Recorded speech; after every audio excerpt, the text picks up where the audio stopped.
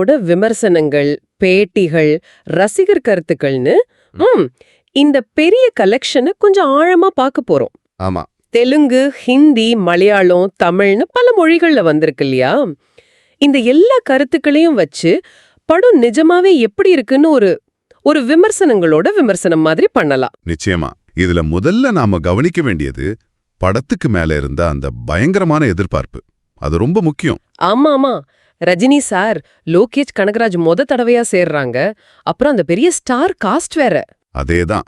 இந்த எதிர்பார்ப்பு தான் எல்லா விமர்சனங்களுக்கும் ஒரு பேக்ரவுண்டா இருக்குதுன்னு நாம புரிஞ்சுக்கணும். சரி, அப்ப அந்த விமர்சனங்கள் என்ன சொல்லுது? விஷயமே கருத்துக்கள் ரொம்ப பிரிஞ்சிருக்கு இல்லையா? கரெக்ட். ரொம்ப கலவையான விமர்சனங்கள்.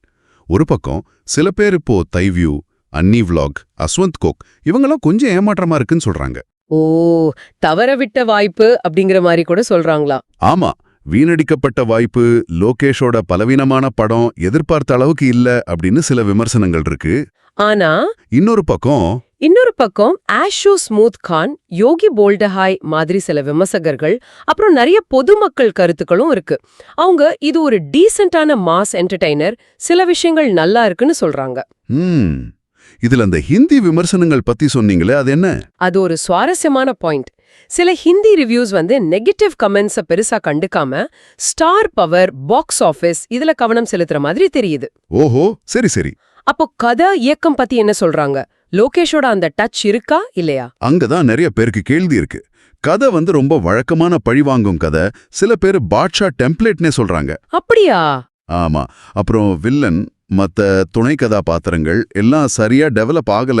லோகேஷோட அந்த யூனிக் ஸ்டைல் மிஸ்ஸிங்னும், செகண்ட் ஹாஃப்ல டயலாக் அதிகமா இருக்கணும் சில விமர்சனங்கள் சொல்லுது. படத்தோட வேகம் கூட ஒரே மாதிரி தட்டையா இருக்கணும் சொல்றாங்க இல்லையா? தைவ்யூ, உன்னி விளாக்ஸ் எல்லாம் இத மென்ஷன் பண்றாங்க. ஆமா, இது லோகேஷ் கிட்ட இருந்து கைதி, விக்ரம் மாதிரி ஒரு படத்தை எதிர்பார்த்தவங்களுக்கு ஒரு சின்ன ஏமாற்றமா இருந்திருக்கலாம். ஆனா எல்லாரும் அப்படி சொல்லலையே. இல்ல. அதே சமயம் நட்சத்திரங்களை ஹேண்டில் பண்ண விதம், சில ஆக்ஷன் காட்சிகள் இதெல்லாம் நல்லா இருக்குன்னு ஆஷு ஸ்மூத் கான், யோகி போல்தா ஹை, சென்னை டைம் மாதிரி ரிவ்யூஸ் பாராட்டவும் செய்யுது. ஓகே, இது அந்த எதிர்பார்ப்புக்கும் படத்துக்கும் உள்ள ஒரு கேப் மாதிரி தெரியுது. கரெக்டா சொன்னீங்க. சரி, இப்போ நடிகர்கள் பக்கம் போவோமா? கண்டிப்பா. ரஜினி சார் பத்தி என்ன கருத்து? அவர்தானே மெயின் அட்ராக்ஷன். ஆமா, அதுல சந்தேகமே இல்ல. ரஜினி சார் ஒரு ஸ்கிரீன் பிரசன்ஸ் தான் படத்தோட மிகப்பெரிய பலம். படத்தை தாங்கி பிடிக்கிறது அவர்தான் பொதுவா எல்லாரும் ஒத்துக்கிறாங்க. ஆனா அவரோட முழு பொட்டன்ஷியலும் யூஸ் பண்ணலையோன்னு சில விமர்சனங்கள் இருக்கு. மத்த ஸ்டார்ஸ் நாகார்ஜுனா, அமீர் கான் கேமியோ, உபேந்திரா, சத்யராஜ் இவங்கள பத்தி? நாகார்ஜுனா ஸ்டைலா இருக்காரு, ஆனா கேரக்டர் ரொம்ப வீக்னு சொல்றாங்க. அமீர் கான் கேமியோ தேவையே இல்ல, வேஸ்ட் பண்ணிட்டாங்கன்னு ஒரு பரவலான கருத்து இருக்கு. உபேந்திரா, சத்யராஜ் கூடவா? ஆமா, அவங்களையும் சரியா பயன்படுத்தலன்னு சில பேர் ஃபீல் பண்றாங்க. சோபின் ஷாஹிர் மட்டும் ஓரளவுக்கு நல்லா பண்ணிருக்காருன்னு சொல்றாங்க. இவ்ளோ பெரிய ஸ்டார் காஸ்ட் வச்சுக்கிட்டு ஏன் இப்படி ஒரு விமர்சனம் வருது? இது அந்த வீணடிக்கப்பட்ட சாத்தியக்கூறுகள்ங்கிற கேட்டகரியா இருக்கலாம். இத்தனை நட்சத்திரங்களை வச்சு சரியா பேலன்ஸ் பண்ணலையா, இல்ல கதை உங்களுக்கு இடம் கொடுக்கலையான்னு யோசிக்கணும். இதுலயும் பாருங்க, ஆஷு ஸ்மூத் கான் மாதிரி சிலர் எல்லாருமே நல்லா நடிச்சிருக்காங்கன்னு சொல்றாங்க. சோ இதுவும் பார்வையை பொறுத்தது. சரி, டெக்னிக்கல் விஷயங்கள், முக்கியமா அனிருத் மியூசிக், அது எப்படி? அதுக்கும் அதே கதை தான். கலவையான விமர்சனங்கள். சிலர் ஸ்டைலா இருக்கு, நல்லா இருக்குன்னு சொல்றாங்க. தைவ்யூ, ஆஷு ஸ்மூத் கான் மாதிரி. மற்றவங்க அன்னி விளாக்ஸ், அஸ்வந்த் கோக் மாதிரி சிலர் ரொம்ப ஓவர் டோஸா இருக்கு, சில சமயம் வீக்கான சீன்ஸை கூட மியூசிக்னால தூக்கி நிறுத்த முடியலன்னு சொல்றாங்க. ஓ, ஒளிப்பதிவு, எடிட்டிங் பத்தி?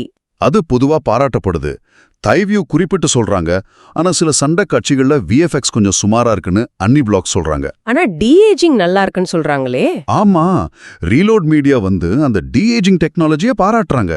ஓகே, இப்போ ரொம்ப முக்கியமான ஒரு பகுதிக்கு வருவோம். அதாவது ரசிகர்களோட கருத்து. FTFS ரெஸ்பான்ஸ் எப்படி இருந்துச்சு? இதுதான் இந்த அலசல்ல ரொம்ப இன்ட்ரெஸ்டிங்கான பார்ட். நீங்க ஸ்ருதி டிவி, சென்னை டைம்ஸ் இந்த மாதிரி சேனல்கள்ல வர்ற FTFS பேட்டிகளை பாத்தீங்கன்னா? ஆமா, பார்த்தேன். பயங்கர எனர்ஜியோட இருந்தாங்க ரசிகர்கள். அதேதான்.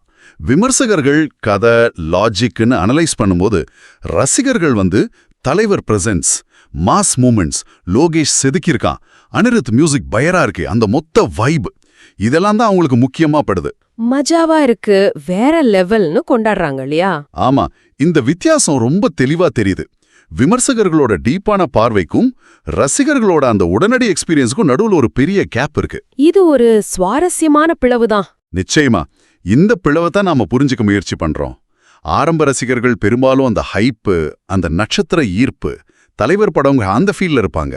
ஆனா நிதானமா வர விமர்சனங்கள் நுணுக்கமா பாக்குது. அப்போ இது என்ன சொல்ல வருது? உங்க அனுபவம், நீங்க என்ன எதிர்பார்க்கறீங்கங்கறத பொறுத்து மாறுதுன்னு சொல்லலாமா? அப்சல்யூட்லி. இந்த அலசலே ஒரு விதத்துல இந்த படத்துக்கான ஒரு மெட்டா ரிவ்யூ மாதிரி தான். சரி, அப்போ ஃபைனலா என்ன சொல்லலாம்? கூலி ரொம்ப வேறுபட்ட கருத்துக்களை சம்பாதிச்சிருக்கு.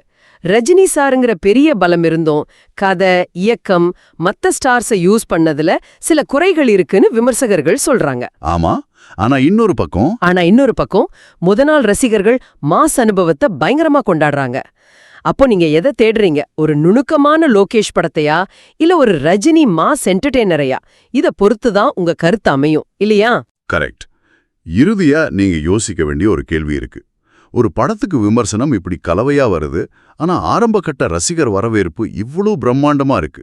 இப்போ இருக்கிற இந்த பான் இண்டியா சினிமா சூழல்ல இது எதை நோக்கி போகுது? அதாவது ஒரு பக்கம் மாஸ் சினிமா, இன்னொரு பக்கம் ஒரு இயக்குனரோட தனித்துவமான ஸ்டைல். இது ரெண்டுக்கும் நடுவுல இருக்கிற உறவு, நம்மளோட மாறிட்டே வர எதிர்பார்ப்புகள், இத பத்தி இந்த கூலி படத்தோட வரவேற்பு என்ன சொல்லுது? இத கொஞ்சம் யோசிச்சு பாருங்க.